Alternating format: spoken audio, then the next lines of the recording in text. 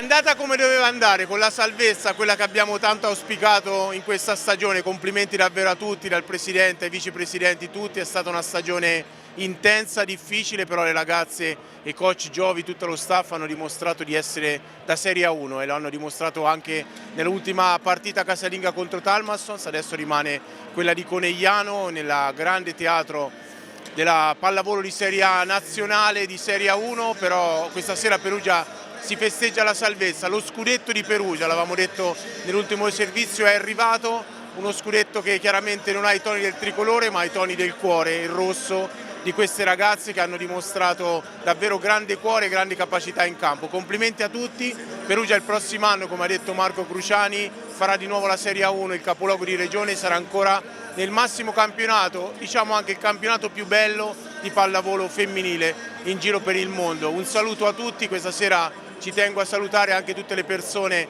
che hanno lavorato dietro alle quinte in questa stagione, nella comunicazione con me, Luca Dottori, Nicolò Brillo, Raffaello Agea, ma anche tutte le persone, tutto lo staff che ogni partita che gioca la Bartoccini, ogni giorno che si allena hanno dato il loro contributo.